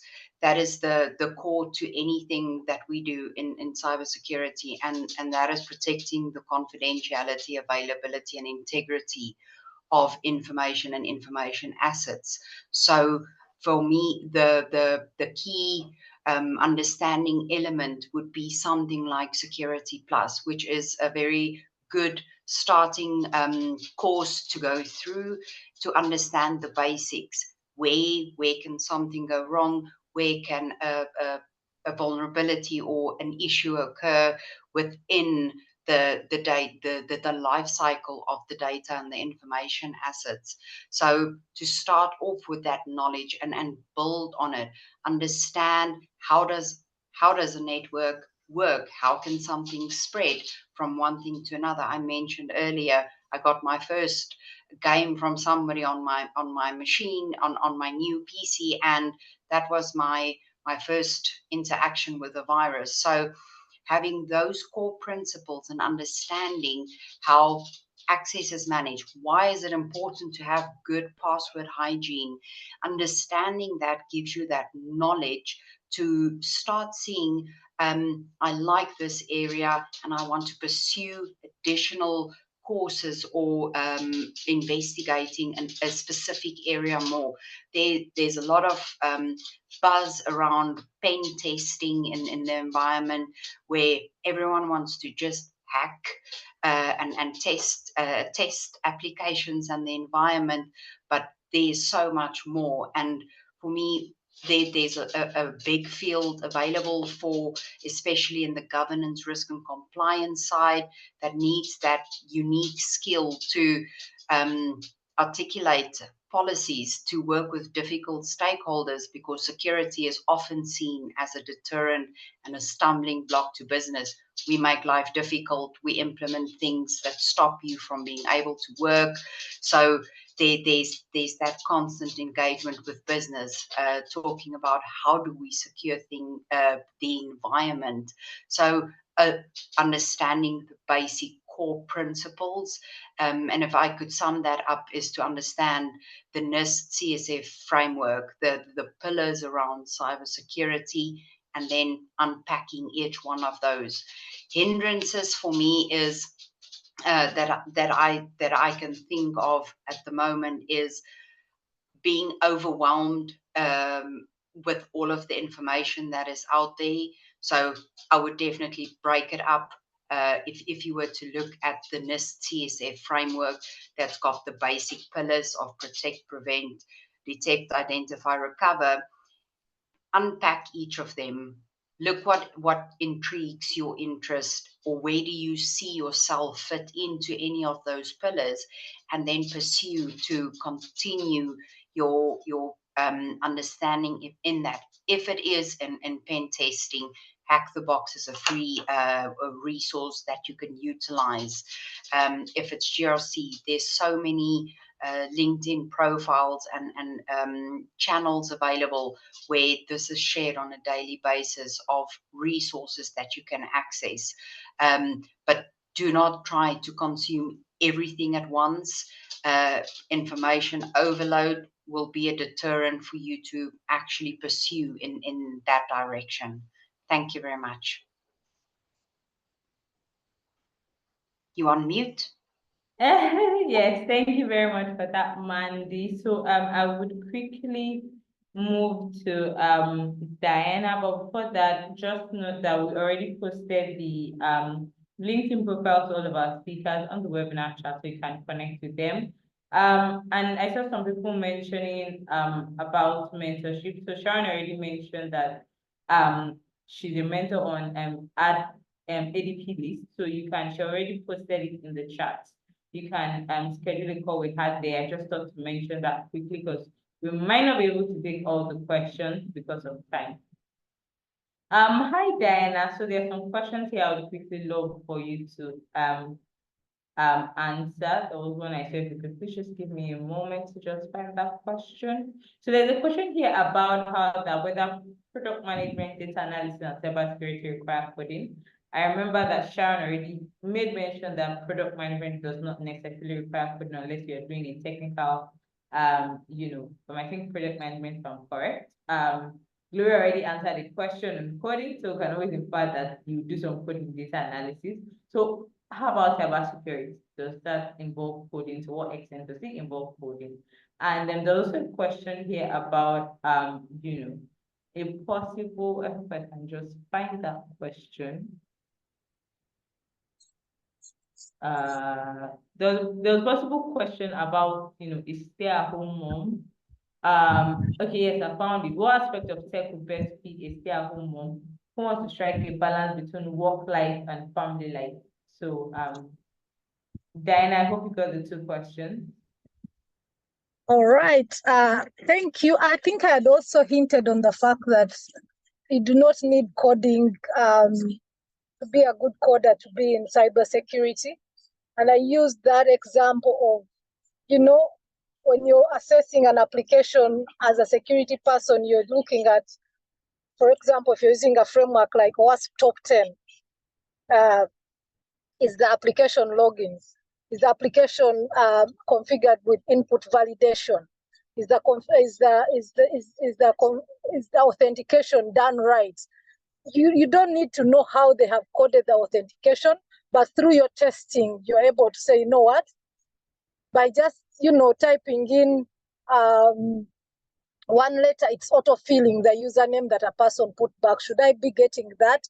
Should I have some emulation that I can do on an interface that a person has programmed? So you don't need necessarily the coding, but you need to know what security each person needs to apply in their environment to ensure that they are doing either their coding or their configuration of the systems securely.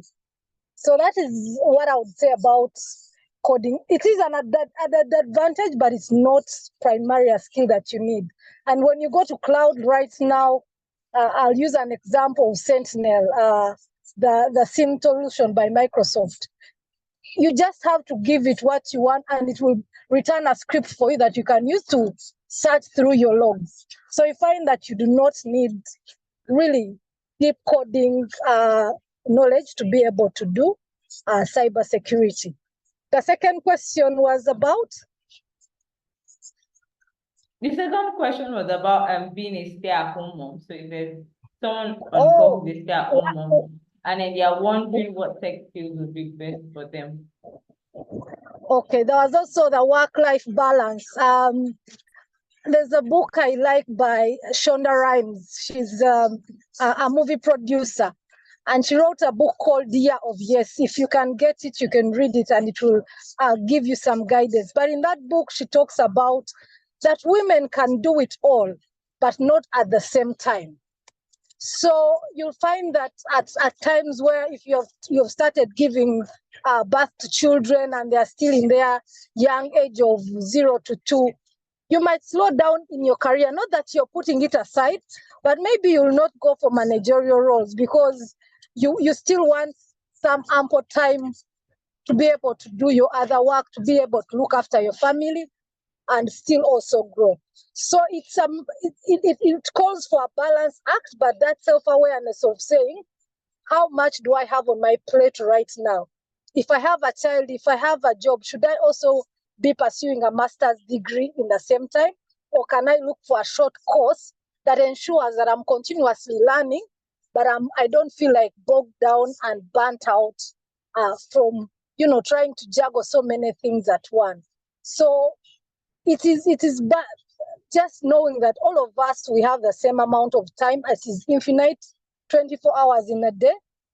And if you have so many priorities, which are those you're going to prioritize and say, for this year, this is what I am focusing on. And that's why they encourage us to even have, vision boards. And even when you have a vision board, they say at maximum, put 3 to 4 goals that you want to achieve in a year.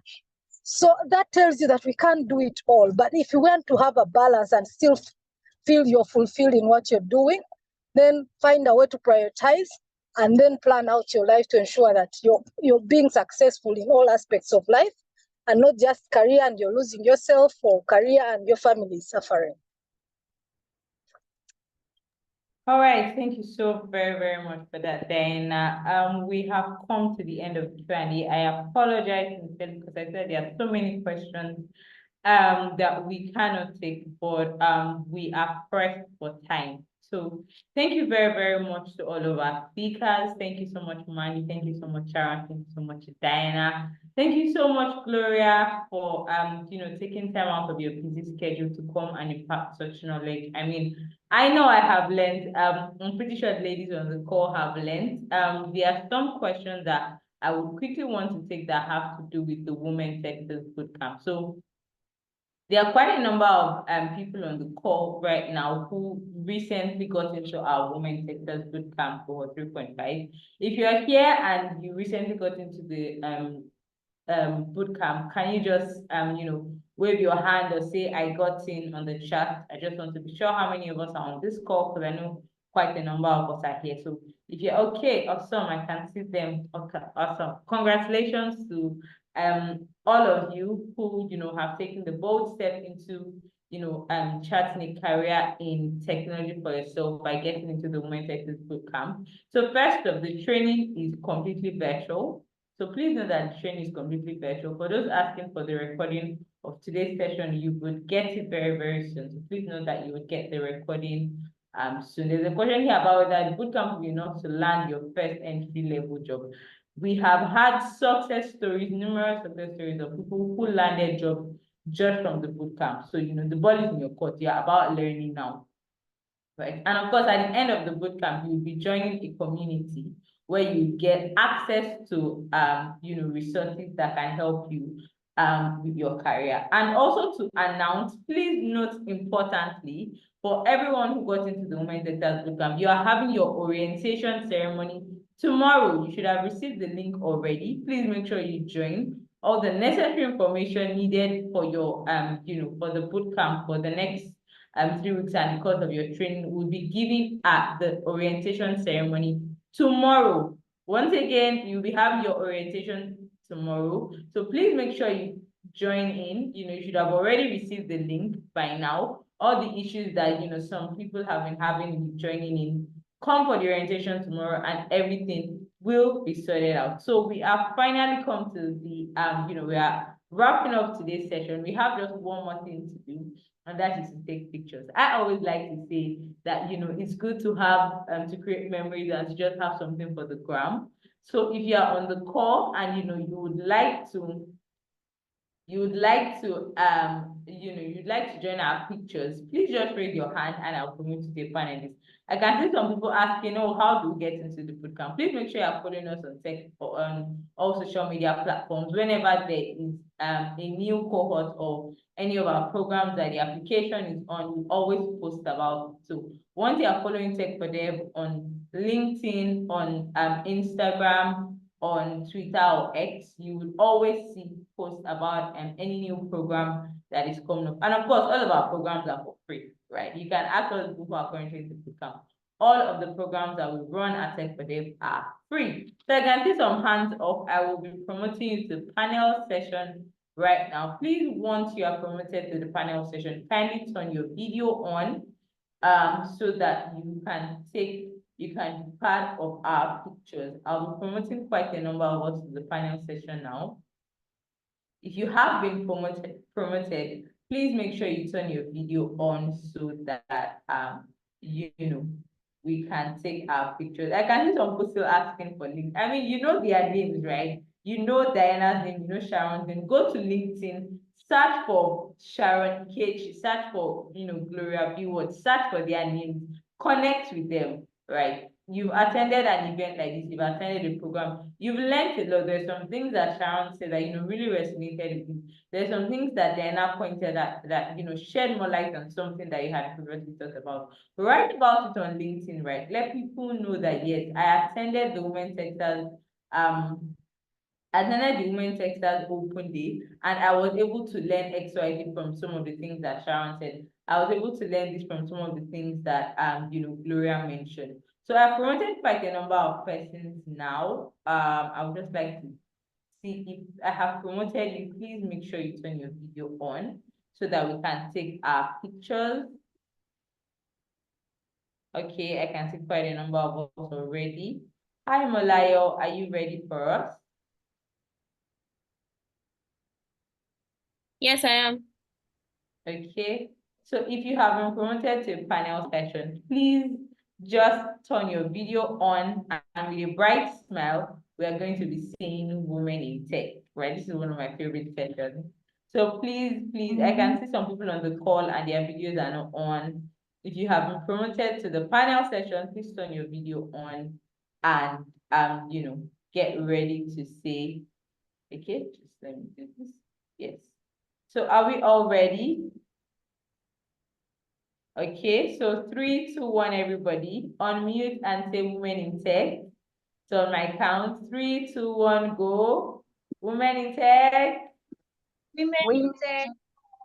Yes, awesome. You can unmute and actually say it. So can we just do that again? Everybody, so let's just do that again. Everybody would be unmuting and saying Women in Tech. So 1, 2, go. Women in Tech. Women in Tech. Women in Tech. Beautiful, awesome, love it. Hi, Malai, were you able to get that? Yes, I was. Okay, awesome. Thank you so very much. Thank you so very much, everyone. We have officially come to the end of the June edition of the Women Techsters Open Day. Thank you so much for joining. We are thrilled and elated to have had you, especially for those who stayed till the end. Thank you so much. Thank you to our wonderful speakers. Thank you so much, Mandy. Thank you so much, Diana. Thank you so much, Sharon. Thank you so much, Gloria. Thank you so much for such an amazing session. I know I learned a lot. I know the people on the call also learned a lot. Please make sure that you connect with all of our speakers to ensure that you keep updated, you get to learn more about what happened in your specific field. Once again, for those who got into the Women Techsters Bootcamp, your orientation is tomorrow. Please make sure you do not forget. Check the link that is sent to your mail to join in. Thank you very much, everybody, and it's goodbye from our end. Bye, everybody. Bye-bye. Thank you so very much. Thank you, cheers. Thank you. Bye, everybody. Bye. Goodbye.